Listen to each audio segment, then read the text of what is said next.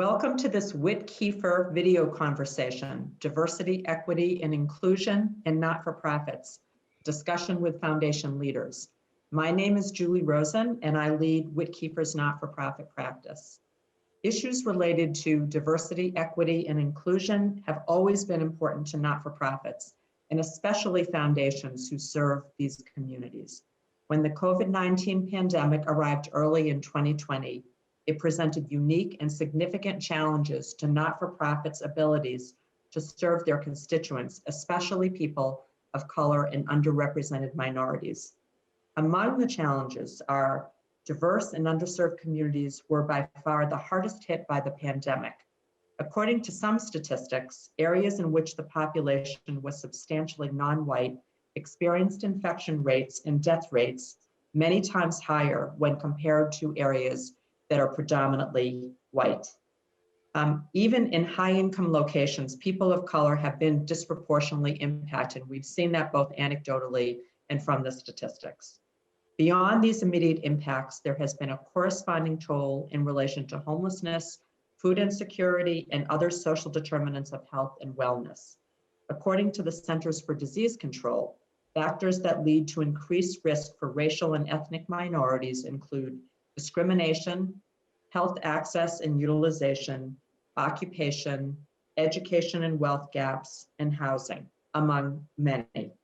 One major outstanding question is whether these communities will receive an equitable distribution of the coming coronavirus vaccines, and will these communities take those vaccines and protect themselves? More broadly, will communities who have been disproportionately impacted receive a greater proportion of future aid and assistance? There are many outstanding questions and uncertainties. What is certain is that COVID has placed an inordinate burden upon the agencies, charities, and foundations who support these communities. When diverse individuals and communities suffer, the not-for-profits who support them are strained. And some estimates say that 1/3 of not-for-profits will not survive the economic and funding impacts of the pandemic, and that's just awful. In this context, today's program will look at the role of not-for-profit foundations in the COVID era, which are at the heart of ensuring DEI in today's society. And we are extremely fortunate to have three experienced and respected foundation leaders with us for a substantive discussion on this topic. First, Kiana Thompson, who is the president and CEO of the Health Forward Foundation. The mission of this foundation is to provide leadership, advocacy, and resources in order to eliminate barriers and promote quality healthcare for the uninsured and underserved in the Kansas City region. Kiana has dedicated her career to the improvement of health and wellness, with a special focus on communities with significant health disparities. She was previously Vice President, Community Health and Health Equity for Blue Cross and Blue Shield of Kansas City, and prior to that has spent 8 years at Swope Health as the Director of Clinical Operations, Behavioral Health, and Program Manager of the Multi-Municipality Mental Health Court. She also served as Deputy Director of Health and Human Services Liaison for United States Senator Gene Carnahan. Second, William Buster, who is the Senior VP of Impact for Dogwood Health Trust. Dogwood Health Trust is one of the largest community foundations in the country, and William is responsible for the visioning, development, and implementation of the ambitious program strategies for transforming the health and well-being of all of the communities in Western North Carolina. William most recently served as the Executive Vice President of Community Investments for the St. David's Foundation in Austin, Texas, where he provided oversight for the foundation's grant-making programs and the mobile dental program, and was responsible for leading the design, development, and evaluation of the foundation's grant-making strategies and policies. Prior to that, he founded Common Unity Philanthropic and Not-for-Profit Advisors. He has also worked for two other well-respected philanthropies, the W.K. Kellogg Foundation and the Mary Reynolds Babcock Foundation. Last but certainly not least is Mary Skeleton Roberts, who is the co-director of climate for the Barr Foundation, which is located in Boston. The mission of the Barr Foundation includes being both stewards, helping to enhance vital community assets, and catalysts, helping to advance breakthrough ideas that will shape the future. In her role, Mary focuses her time on transportation and land use, two critical levers for reducing greenhouse gas emissions. Her portfolio aims to modernize our transit systems and to help communities transform themselves into more walkable, connected places. Prior to joining BAR in 2009, Mary was a consultant specializing in problem solving and dispute resolution of complex corporate, environmental, and public policy issues. She has worked extensively with not-for-profit government and private sector clients in the United States and internationally. And she currently serves on the National Board of Hispanics and Philanthropy and the Funders Network for Smart Growth and Livable Communities. So again, Kiana, William, Mary, thank you for joining me today. So let's jump right into our discussion. So my first question, could you please describe your journey in the foundation world and what you learned along the way that you believe helped shape your leadership? So I'm going to call on Kiana, William, and Mary to go in that order. Okay, thank you, Julie, for that introduction, and it's a pleasure to share virtual space with Mary and William today. So my journey in philanthropy began this year in January 2021, 6 weeks before the pandemic hit. So nothing like a public health crisis to welcome you and orient you very quickly to public health philanthropy. So, you know, in my mind, how it's really shaped my journey thus far is really making me reflect very thoughtfully and collaboratively with board and staff and our community stakeholders about what philanthropy is really called to do. And I think one of the principal challenges of foundations is to do this toggle between aid and addressing the issues and the complexities that really will lift people out of the situations that they're in. And the shared experience of who Health Forward serves is poverty. And we know that poverty is really underpinned by income and wealth inequality and structural racism. And so we will be at Health Forward focusing on those root cause factors as we move forward. And that is really the essence of what philanthropy, excuse me, is purposed to do, is to focus on those root cause factors. So we'll be exploring how we best do that all of 2021. But there's nothing like the injustices that we've seen in this crisis, where we see laid bare the issues around education disparities, income disparities, access to health. So all of those injustices really crystallize for us and our community the need to go further upstream. Thanks, Kiana. William? My journey's been quite interesting. I've been in philanthropy now for about 20 years, and I got into it as a challenge. I had been working in nonprofits and leading programs for young people throughout North Carolina and the Southeast. And I never understood why philanthropy made the decisions that it made, because I knew I ran the best programs and never got the funding that I thought I deserved. And so I went for an interview because I wanted to ask questions of a foundation. And I went to the foundation, the Mary Rose Babcock Foundation, went to the interview just with a desire to ask questions. I didn't think I would get the job. And they offered me the job after about 2-3 hour interviews. And I was actually surprised and met with a decision that I had to make about joining a foundation. I didn't know what it was. I had no idea what philanthropy did.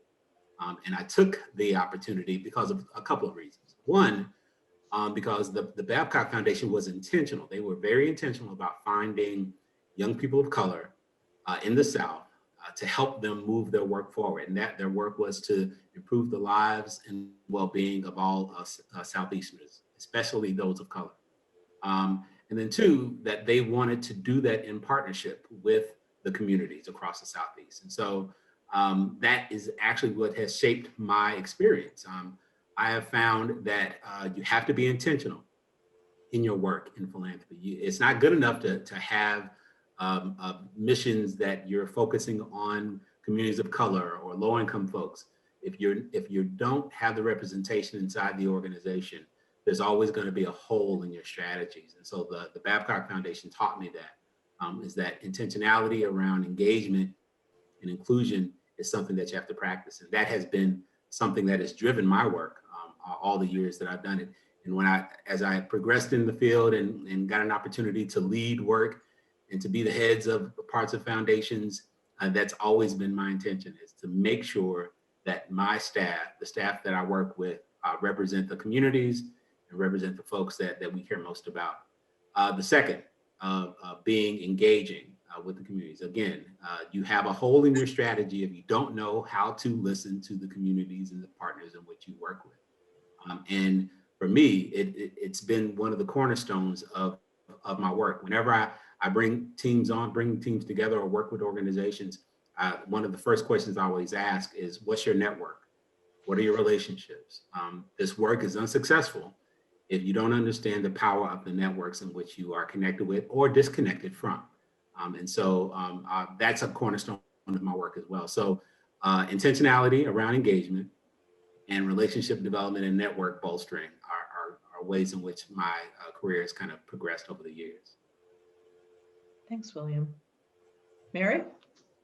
Hi. Well, first of all, thank you, Julie, for hosting this wonderful panel. And it's a pleasure to be on the panel with you, Kiana, and you, William.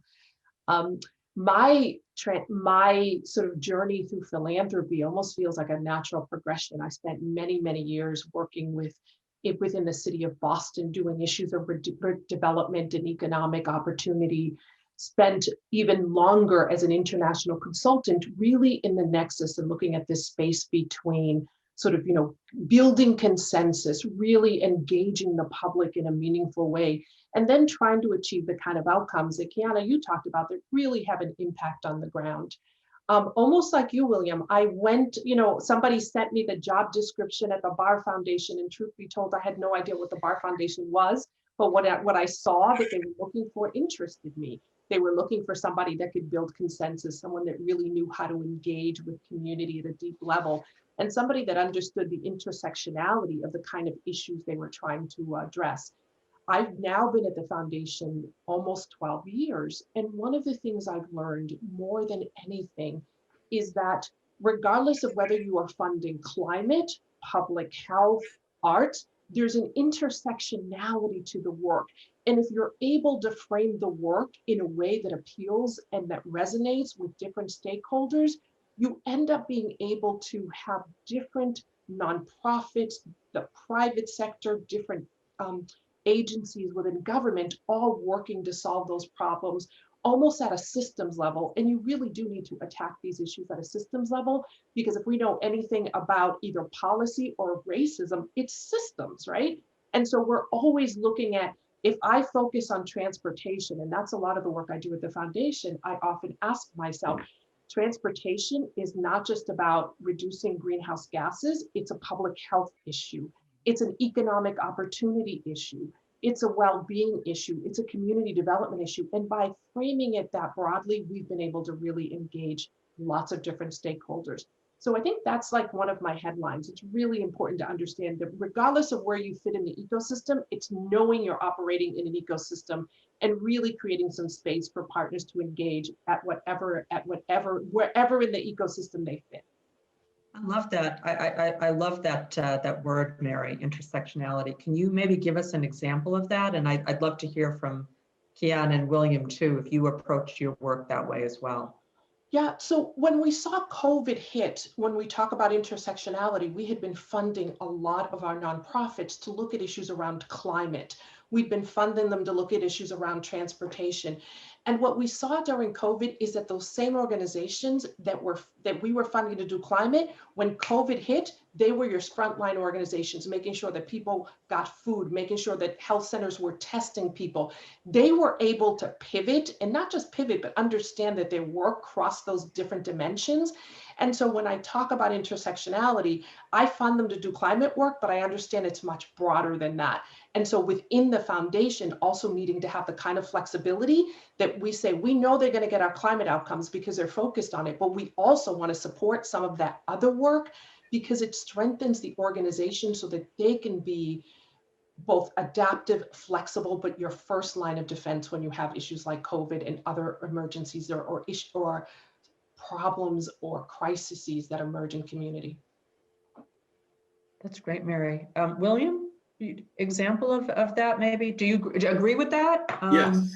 Yeah, I do actually. I always, many years ago when I started supporting work around education, I found that oftentimes we were more focused on schools, buildings, instead of children. I say children don't live in schools. They don't live in houses. They live in communities with families. And so you have to understand the intersectionality. I think one of the best things that I've seen of late was some work that we're supporting at the St. David's Foundation around women and women of color and women-led households. And what we found was that in supporting the work around women-led households, we found that we had an emphasis on seniors, and we found that many of those women-led households were dealing with parents that were now seniors and having to deal with the issues that come with aging. And so having women being the nexus of both aging parents and children who were experiencing disproportionalities and inequities in schools, we found that we had to focus on families as a whole. And so the work for women became work for families, and with the strand of saying children, mothers, and aging parents as a core. And so there's no way in which you can disconnect when you're dealing with people. People's lives are intersections. And if you don't understand that, then for me, it doesn't make any sense. The philanthropy that we do oftentimes, when we just say we're going to focus on this thing, the lives that people lead are so woven together that if you don't pay attention to all aspects of lives, then you're going to miss out on the opportunity to really shift the work that's happening within people's families. Mm-hmm. Great example. Kiana? Yeah, I agree with all that they've shared. I think that COVID is the best illustrative, if you will, and the best storyteller about the intersectionality between our life systems. We've seen that people of color are dying at disproportionate rates of 2 to 3 times the rate of our white counterparts in the pandemic. And early on, we talked about how, African Americans and people of color had higher levels of comorbidities. And that is true in some regards. But when we really began to step back and peel back the onion as a nation, we began to see stories emerge about the underlying root causes that have placed African Americans and other people of color, including natives. There's an untold story around natives in this pandemic, and as well as other immigrants and refugees, around all these societal outcomes where we are historically and current day faring far worse than our white counterparts. So disparities in education, in educational outcomes, and access to high quality schools, disparities, of course, in our interactions and frequency and death at the hands of law enforcement, disparities in housing and affordable access to housing, disparities in income and wealth. There's a significant chasm, I won't even call it a gap, between people of color and those of white counterparts. So as foundations, we have to think in systems and in interconnected systems. And we use both our grant making and our advocacy through policy advocacy, at least Health Forward Foundation does, to address these things on a systemic level. We recently released our biennial policy agenda that will really focus more upstream on the social and political influencers of health, because we recognize that every policy, I don't care whether it's transportation, infrastructure, agriculture, housing, education, every policy either builds equity in to a system and a community, or it builds inequity in. We are in conversation with our mayor and city council in our health department about engaging around a health and race in all policies structure to lay across decision-making in our community. Kansas City recently approved zero fare transit, which is significant. So you talk about transportation being an enabler to childcare, an enabler to workforce development, to life. People need to move. And we know so much of who we serve depends on our public metro bus system. So Kansas City is one of the first cities, or is the first city to pass zero fare transit. That's building equity in.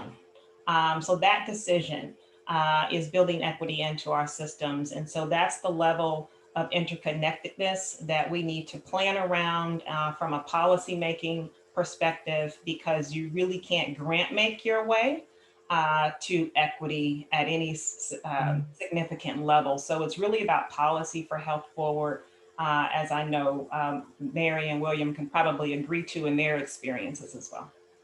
Interesting, very interesting, Kiana. Okay, so starting with Mary, my next question is, and my obvious question is, how have the pandemic and the events surrounding the death of George Floyd shaped or changed the work of your foundation? Yeah, great question. So well prior to the George Floyd murder and everything we've seen play out in the last year and beyond that, and before that, the foundation had embarked on a diversity, equity, and inclusion sort of work. And what we recognized is that DEI actually has to start internal. So we did a whole organizational assessment where everyone in the organization was assessed and really be able to understand, where do you fit along the spectrum? And then there was sort of a piece of work done that began to identify, where does the organization or the foundation fit as well? And we used that benchmark to really help us understand, how do we address our own biases? How do we then work towards looking at our grant making? And there's so much in philanthropy that is biased. And I'll say that, and the example I mean by that is, who gets the grant, the way the grant is written, the way the program officer interprets capacity, right, at the nonprofit, and being able to unpack a lot of those biases.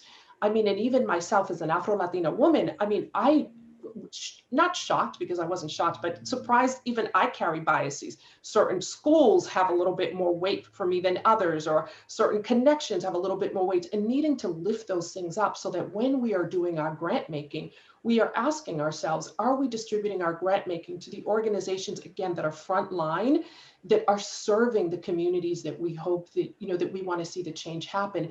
And when we are not doing that, what is our responsibility of providing additional capacity? And sometimes the capacity really looks like more dollars. Oftentimes it can be providing consultants that can help grow an organization or help them think differently, but really working with those grantees to understand not just what their challenges are, but what do they need for us to be able to deliver the services they need to do on the ground. So we've done a lot of that work internally. And to Kiana's point, you can't train your way out of racism or injustice. You actually have to practice it. So as a foundation, we've also instituted these learning action groups that's giving us the muscle to ask, in working groups, solving problems across the organization, asking ourselves who is most affected by a particular policy, if it's an internal policy, who's marginalized, and then be able to begin to unpack one policy at a time. And I can tell you that I think BAR is probably one of the only foundations across the country that has done a DEI assessment of its human resource policy. So we've done the work internally and are doing the work with grant making. Within our climate program, we're applying a racial equity lens on all of our grant making to really help us understand where are our grantees and be able to move them along as well, because ultimately we want to become a non-racist organization, and we have to lean into it, and it's an everyday, unforgiving, nonstop work, but it is absolutely worth it at the end. That's incredible, Mary. Thank you. William?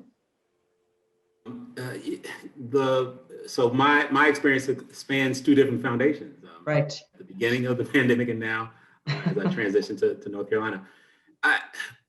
I think for me, it has been, I've learned that you can have allies where you didn't think that there were allies to be had. And I think one of the things that the experience has had, and I've spoken to many of my colleagues, African American and other minorities in the field of philanthropy, is that there's a sense of feeling like, okay, now I'm being heard. All that we've seen, the disparities, the inequities that the pandemic exposed, the realities for how it is for many men of color and women of color, and as they are engaged by law enforcement, was something that we all knew, and many of us have lived, and now it seems as if the conversation is able to be had in a way in which we couldn't do just a year ago. I've been at this for a long time, and the way in which we've had to talk about equity and diversity is around this or underneath something and fund this little thing over here that I like, and hopefully that someone else inside the organization will like it, but not in a way that was transformative, where the organization from top to bottom, the philanthropy from top to bottom began to kind of struggle with this. And what I've seen is for both with St. David's and the Dogwood Trust is that it's become core. We love data in health philanthropy, and the data speaks loudly about the inequities in ways in which people are experiencing things, experiencing health access to healthcare, experiencing their kind of journey through healthcare, how they're treated when they're in a doctor's care, how they are being treated in educational settings. The data is absolutely clear. And now we can have a different conversation. And so for us at Dogwood, what I'm most proud of as I come into this organization is the board's explicit acceptance of equity as a core body of work, that every body of work that we will do, we will have to filter it through an equity lens. And I'm being asked to kind of lead that process and working directly with the board in this process. So when boards begin to kind of own this, which is what many of us have been trying to do for many, many years in foundations, not just program staff, boards themselves, that's when you begin to see the change. And I'm seeing that change in many foundations, and especially at both the ones that I worked at. And just in the last 6 months, it's been remarkable to watch. Interesting. Thanks, William. Kiana?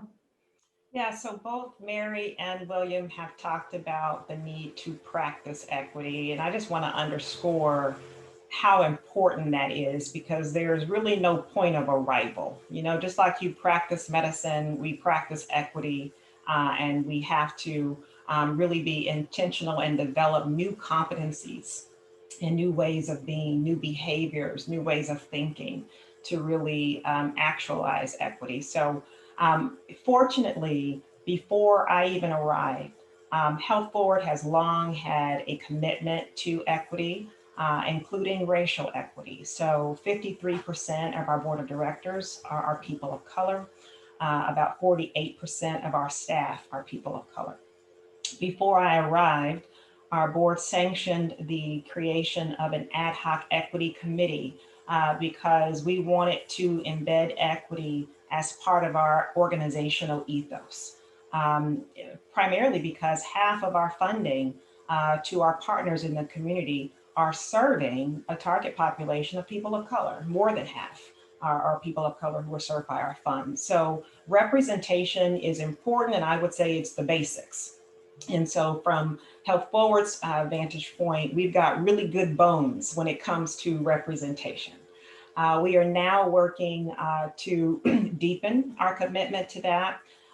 We are currently undergoing a comprehensive equity assessment of all of our policies, all of our grant making, excuse me, internal policies. Mary hit the nail on the head when she said it starts internally. You have to, be the change you want to see first. So we're working to do that. So we'll get the findings from that assessment around the January timeframe. But we've already begun to look at our grant making and even in the investment management space, 2 areas where I would like to be very intentional about deepening our commitment to equity. So today, based on 2019 funding, 18% of our funding went to organizations led by and predominantly serving people of color. So we grant make about 20 million a year. So that's roughly 3.5-ish million dollars in 2019 went to orgs led by people of color.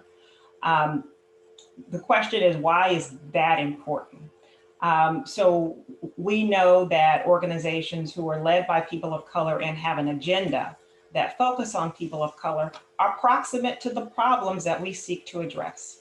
They possess the answers and the solutions in both their lived experience and their expertise through lived experience and their professional experience to address these issues in partnership with us. And we want to ensure that we foster philanthropic justice as people of color have been a huge contributor to wealth creation in this country. And so as stewards of public funding, we are a public foundation, we need to ensure that capital gets into the hands of individuals and communities that are proximate to the issues and have the competencies to develop these vast complexities around health injustices and the issues that our communities serve.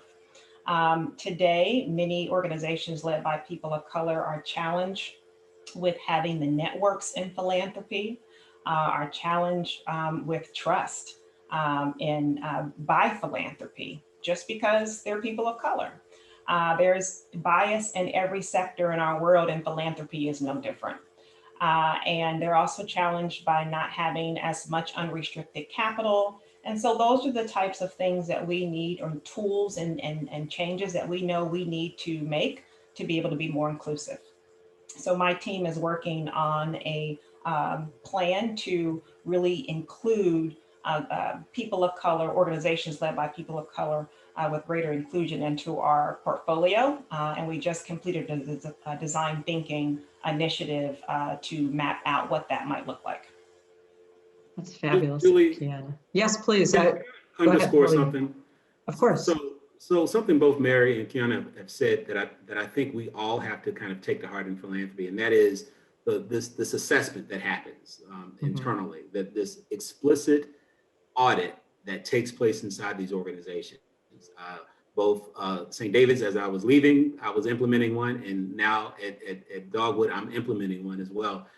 I think we cannot do this work as foundations if we don't understand where we are on the continuum as organizations. And when I'm talking about, and sometimes we try to relegate it just to programmatic work. I'm talking about how we contract, how we conduct interviews, not just bringing people of color, but the conducting of interviews, how the questions that you ask, everything has to be put on the table. And I think philanthropy is at a moment now where we can actually openly talk about these issues, because we've all experienced those things, going through interview processes where you sat there and you were like, I don't know if they should have asked that question like that as a person of color. And so everything within philanthropy has to be put on this audit. And I think I'm starting to see more and more of that, and I'm encouraged by that, but I think we have to call it out explicitly as well. Yeah, and I want to build on that, because I think it's important for us to say, with all the philanthropic capital that we have, organizations of color have been grossly underfunded. When we looked at the numbers at Hispanics in Philanthropy, Hispanic-led and Hispanic-serving organizations, they literally have gotten 6, maybe 8% of all the philanthropic dollars, and that number hasn't changed in over, I think, a decade. When you look at African-American-led organizations, the numbers are slightly higher, but it's like 8 or 10%. And so you're talking about billions, maybe even trillions of dollars, and 80% of them are still not going to organizations of color. And so it's important not just that we say to ourselves, well, what's the analysis, but let's disaggregate the data. Because when you start disaggregating the data, you see how woefully inadequate our funding has been. I know this past year, the Barr Foundation, allocated an additional $4 million to provide it to organizations led and serving people of color throughout Greater Boston and throughout the region. And more of that needs to be done, and not just during COVID. It's like, how are we going to, as philanthropy, really distribute the dollars more equitably? I'd love to. This is really impressive what you've all done in such a short amount of time. I'd love to ask you, maybe starting with Mary, what do you think success looks like for these initiatives, say 2 years from now? Yeah. How will you define success? How are you going to measure success? Great question. Internally, you have more program officers, more leaders, so presidents, more board members that not only are of color, but that they represent the communities and the issues that we're trying to resolve. And so, for example, when I look at the work we're doing around climate and transportation, I would love to see more people in foundations and on boards that are public transit riders. Part of the reason you're starting to see all of these cuts being advocated for public transportation across the country is that those that really use it aren't representing, they don't sit on the agencies, they're not in philanthropy. So that's one indicator of success. I think the second one really is that you start seeing a different distribution of the grant making within philanthropy. The number is too skewed and we have to move the dial. And ultimately, if we're looking at real success in my strategy, then people have access to good transportation. We look at better public health and less asthma rates because we're shifting who's moving around and how are people getting around. And so I think it's multiple levels. It's at the board level, organizational, and at the outcome level, you're starting to see more of the things that all of us say we want to do. Healthier people, healthier communities, less segregation, less sort of people being moved in ways that don't work for them. And I think there are a lot of outcomes we should be looking for. Great answer. William? Yeah, I think in 2 years, I love the word operationalize. That is something that I lean into in my leadership. And I think in 2 years, if we have clear ways in which we conduct our annual review of where our contracts are going. I always start internally. Where who are we partnering with to do some of the consulting work? Who does our cleaning service? Who are we renting from? Who are we buying from? Those kinds of things. And you have checklists by which and benchmarks that you are asking yourselves without any question, without it being, oh, did we do that this year? Operationalizing that. You've changed the way in which you are actually conducting your searches and your interviews for people of color, and people feel differently. You begin to kind of see that people come into come into these foundations, their full selves, not trying to be a person of color who identifies with the majority culture. I want to see people coming into these organizations feeling affirmed that if they are from an indigenous population, that they can be fully themselves inside that organization. And it shows up in meetings. It shows up in ways in which we kind of push out press releases. People will know that the culture is different inside the organizations.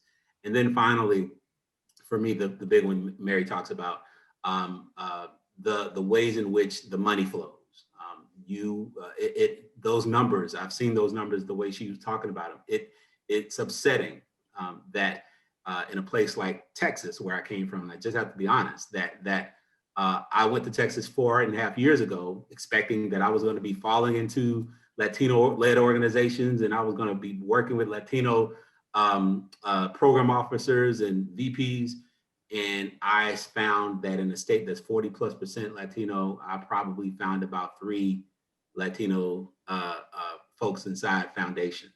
So I don't know what the percentage is, but it's appalling. And then the way the dollars led. And so in 2 years, we will see a clear way in which we are supporting organizations led by people of color in a more intentional way. And we are benchmarking ourselves and asking ourselves, how are we going to do it better the following year?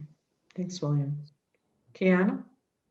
So in a couple of years internally, similar goals that Mary and William have laid out in terms of increasing the number of organizations led by and serving people of color in our grant making, for sure, vendors and suppliers. I love William's mention of staff being able to bring their whole selves to work. So we catalyzed our equity journey as a team this year. Starting with the Intercultural Development Inventory, or the IDI, which staff took just to understand their cultural adaptability and develop a level of self-awareness. And also couple that with the Race Equity Institute trainings or REI trainings, where we really began to learn about what does being an anti-racist organization look like? What is racism and how might we impact that structurally? So our team understanding that and feeling empowered to bring all of themselves to work. Culture is hugely important, and I think we have to create the environment and the space for that internally if we plan to be effective in helping our partner organizations to that end. My personal goal is also to diversify our assets under management. So this is one component where philanthropy focuses a lot on grant making, but not necessarily in who is managing our capital. So my goal is to really diversify our assets under management and include that, ensure that more women and people of color asset managers are included in our portfolio. And to benchmark that, our Finance and Investment Committee will be focusing on that next year, as that'll be one of the outcomes that we know from our comprehensive equity assessment. Externally, it's all about health and health outcomes. So I'm really thinking about health equity and decreasing the level of health injustice that we see in chronic disease outcomes and life expectancy, as we have about a 15 to 20-year gap just in a 2-mile radius in Kansas City. Every city has that economic and racial dividing line. Ours is Troost Avenue. So really focusing on health disparities, which I call injustices, I think it's more fitting at a macro level for our population. Julie, that Yes, go ahead. Go ahead. asset Absolutely. manager, the asset manager work is the final frontier in philanthropy. If you can begin to shift even 5%, we're talking about billions of dollars being managed by people of color. And I will track that and hope the best for the organization, Kiana, as you move that work forward. That is tremendous work. Yeah, it's tremendous work. And I think the first step for us as an organization is learning and discovery. So in 2 years, we expect to have a policy around that. And we expect to at least have some incremental steps where we've begun to diversify at least a couple. We've got to start somewhere. But today we're at ground zero. So there's many steps on this journey and we have to get started. I'm going to divert for a minute because William said something that that I'm very interested in here, and I'd love to have both your opinion, William, as well as Kiana and Mary. So our firm does a lot of DEI work. I do a lot of DEI work as the head of the not-for-profit practice here. What advice do you have for us in terms of how we can better approach these really important searches? How can we better partner with you? Wow, I've thought a lot about that. I bet you have. And I'm so happy that that's where WittKieffer is. I'm really pretty pleased with that. And personally, because you actually recruited me, I felt very affirmed. So I will say that. Good. But I think one of the things, as I've looked at it across the industry, is it's all about networks. And without assigning blame, I think people go where they know people.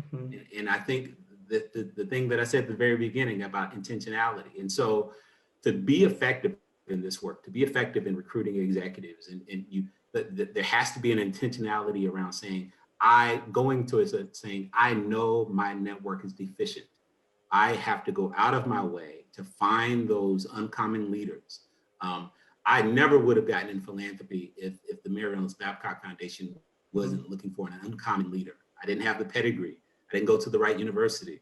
I didn't work in the right spaces. I was working in rural Black communities, and they were intentional about that work. And so, and I think I've done pretty good because they gave me a chance. And I think finding those networks of the uncommon leaders that are effective, that are going to be outstanding in the work of philanthropy, especially at the executive level. That's where I'm focusing on right now. You will begin to kind of see a shift in the ways in which the people that you're going to be engaging and the people that you'll have those introductory conversations with, moving them forward. Yeah. Thanks, William. That all Mary? makes, yeah, that makes so much sense. One of the things I would recommend a few things. Number one is that more search firms actually do their internal assessment so that they're much more aware of the biases that they have. And I say that because I've seen really good candidates be eliminated from searches because there was some bias at play. Either they didn't fit the right, criteria, they didn't go to the right school, they weren't known in the right networks, or the resume somehow didn't look or sound the way a headhunter would. And so having that initial work around DEI and anti-bias, I think would enable search firms to broaden their tent. And then secondly, the other thing I think is really important is for search firms to really set some benchmarks. If you know that you are trying to recruit a diverse pool, then one of the benchmarks should be, even till the end of that search, you should have a benchmark that's maybe 50% of your candidates need to be of color, even when you get to the end of that search. Because if you're not intentional about it, there's just too many biases along the way that eliminate really perfect candidates. And then thirdly, I think many of the firms need to start recruiting people of color that come from diverse backgrounds and have diverse perspectives. And I think some of that there are more strategies, but those three could really help in terms of the work that search firms are doing. Mm-hmm. Kiana? I want to be additive here. They've covered much of what I would say. The principle, there's many principles of equity, but one that I live by is getting proximate to the issue that you're looking to address or improve. And William talked about our networks. And we oftentimes, I oftentimes hear search firms say, well, we just can't find people of color. And that enrages me when I hear it, to be honest with you, because we're not scarce. We really are not scarce. We're in great number. It's all about the bubbles that we live in. We need to do some bubble bursting in terms of how many people of color are in your personal network.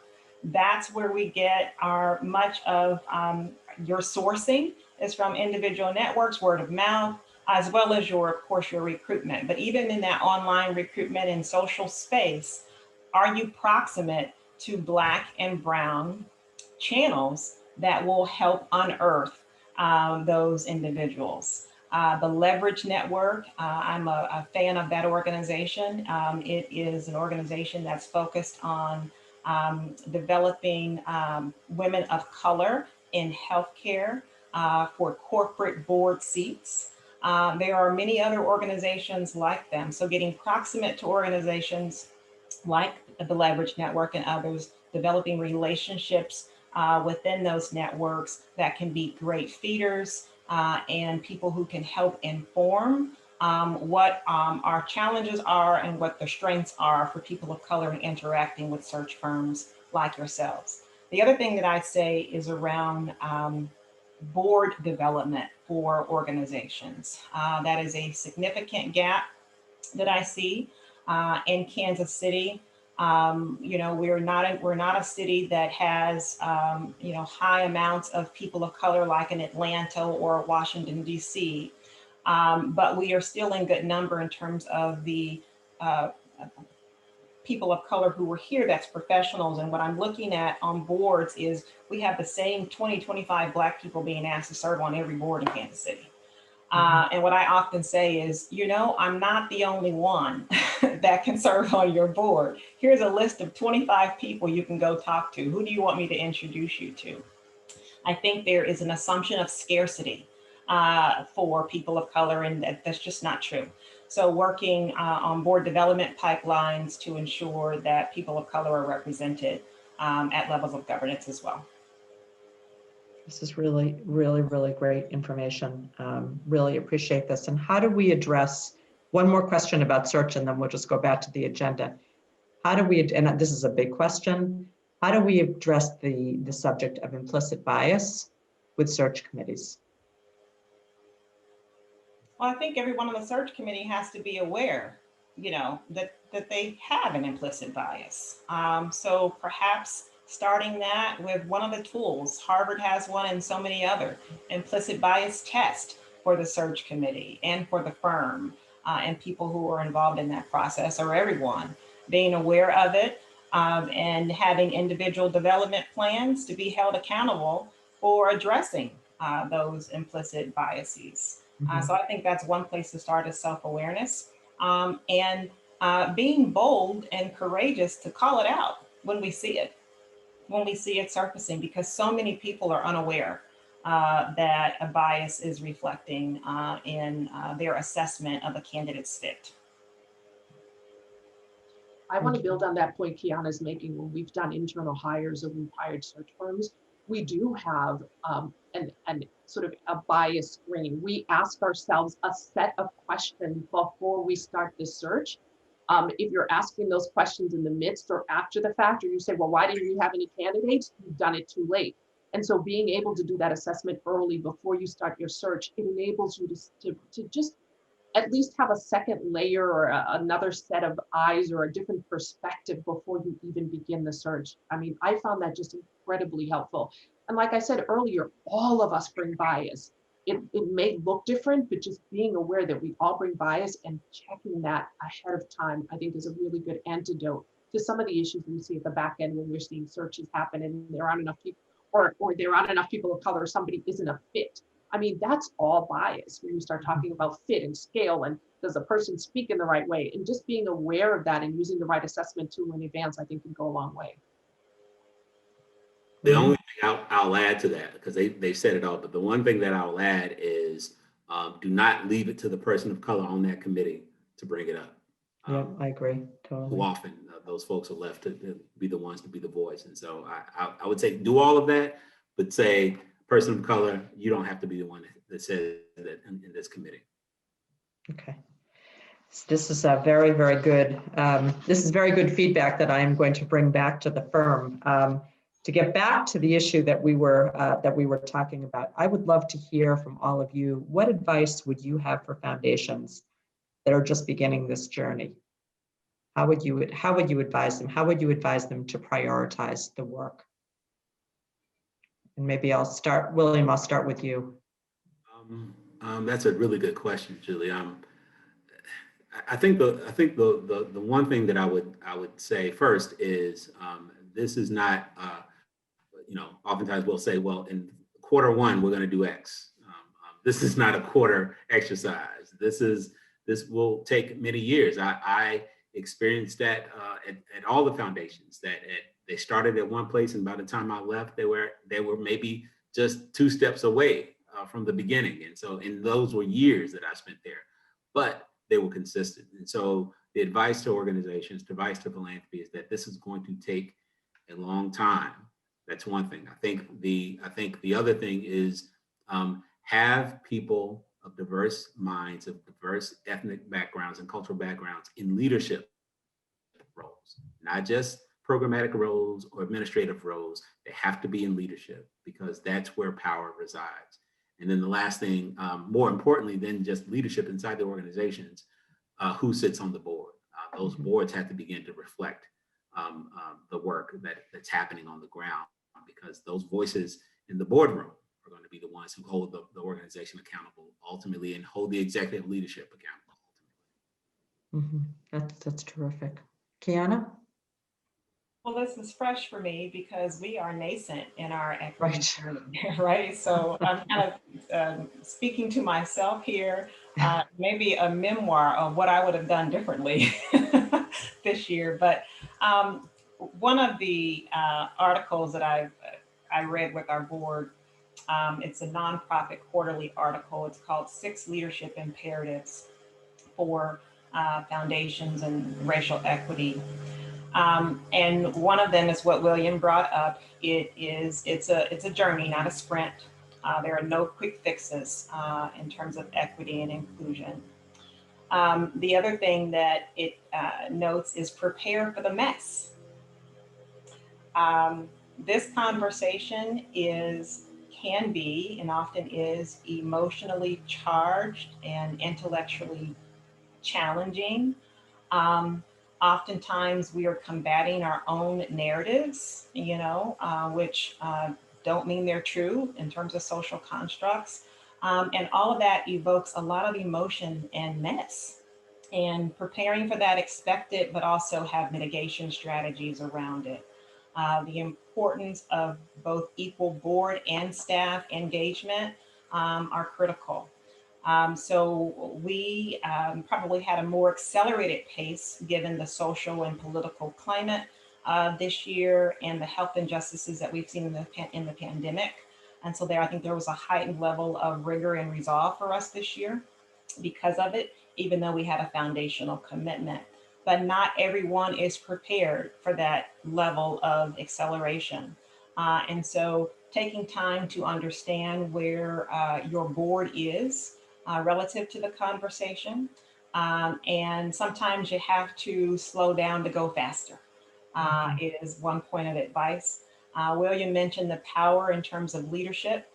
And I think that making sure that you have a significant people of color in leadership and on your board, but don't underestimate the power of the staff.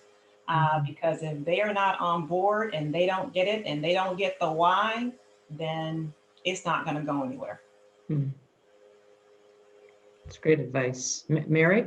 Yeah, my colleagues have already said a lot of what I was going to, so I'll add that when foundations that are just entering the DEI space are actually very fortunate because other foundations have already begun to pave the way. So as you look at foundations like Ford and some of the work we've done at Barr and Hewlett and some of the big national foundations, they've been leaning into this the last several years. So there's a lot to learn from.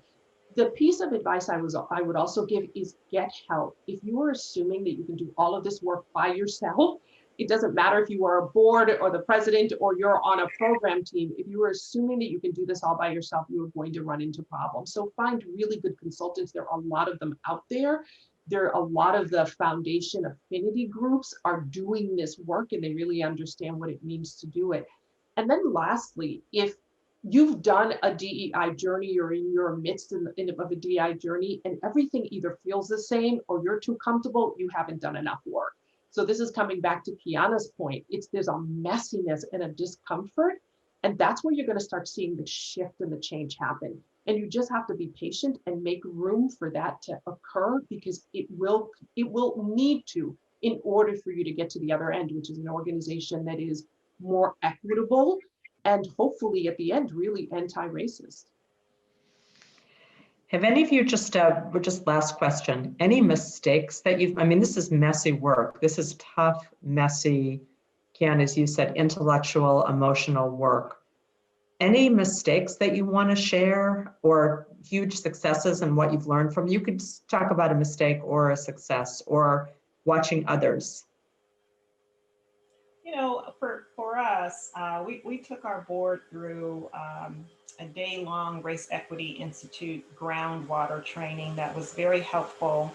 But a big miss was not just level setting everyone on what does racism mean and what does anti-racism mean and look like. Mm-hmm. So I have a couple of wonderful board members who just are really were jolted by, how board's not racist, and what does anti-racism mean? Does that mean we've been racist?